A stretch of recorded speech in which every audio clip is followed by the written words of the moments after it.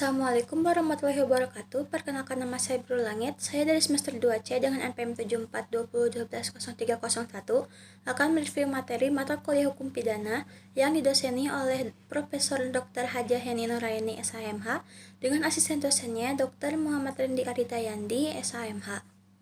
Bab 5. Sifat melawan hukum. Sifat melawan hukum masuk ke dalam unsur objektif karena merupakan penilaian dari suatu perbuatan. Melawan hukum sama dengan melawan undang-undang. Pengertian undang-undang ini sendiri memiliki artian luas, yaitu ada undang-undang tertulis dan ada undang-undang yang tidak tertulis. Undang-undang tertulis bersifat universal, sedangkan undang-undang tidak tertulis atau hukum adat, atau bisa juga disebut dengan hukum kebiasaan, bersifat personal dan berlaku sesuai dengan adat masing-masing.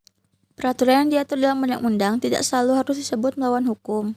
Contoh dari perbuatan yang tidak disebut sebagai perbuatan melawan hukum ialah anggota regu tembak dalam eksekusi mati. Bisa dibilang ini adalah suatu alasan pembenar dalam hukum pidana.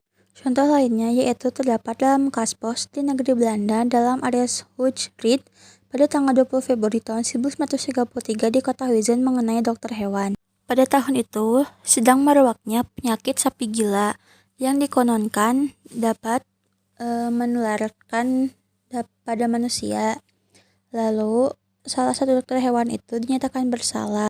Pada sidang pertama, si dokter hewan ini dinyatakan bersalah, begitu pula dengan sidang yang kedua. Tapi pada sidang terakhir atau sidang kasasi, si dokter ini dinyatakan tidak bersalah dan dibebaskan. Alasan mengapa si dokter hewan dibebaskan karena pertama, negara tidak dirugikan. Dokter tidak menggunakan anggaran negara. Lalu yang kedua, kepentingan umum dilayani. Si dokter mementingkan kesehatan manusia daripada hewan yang terkena penyakit sapi gila. Lalu yang ketiga, yang bersangkutan tidak mendapatkan keuntungan. Ketika membedakan sapi dalam satu lokasi, dokter hewan tidak meminta imbalan pada siapapun, entah pada peternak sapi maupun pemerintah. Sifat melawan hukum dibagi menjadi dua. Ada sifat melawan hukum secara material dan sifat melawan hukum secara formil. Sifat melawan hukum secara material bukan hanya melawan hukum tertulis, melainkan melawan hukum yang tidak tertulis juga. Bukan hanya berdasarkan undang-undang tertulis saja, tetapi juga berdasarkan asas-asas hukum yang tidak tertulis. Sifat melawan hukum dapat dihapus berdasarkan undang-undang atau aturan hukum yang tidak tertulis. Jadi, melawan hukum sama dengan bertentangan dengan undang-undang atau hukum tertulis dan hukum tidak tertulis. 2. Sifat melawan hukum secara formil. Perbuatan disebut melawan hukum apabila dirumuskan sebagai tindak pidana dalam undang-undang dan diberikan sanksi. Sifat melawan hukum dapat dihapus apabila diatur berdasarkan undang-undang. Jadi, melawan hukum sama dengan bertentangan dengan undang-undang tertulis. Sifat melawan hukum dapat dihapus dengan adanya alasan pembenar. Tetapi alasan pembenar itu hanya dapat diambil berdasarkan hukum tertulis dalam rumusan sifat melawan hukum secara formil.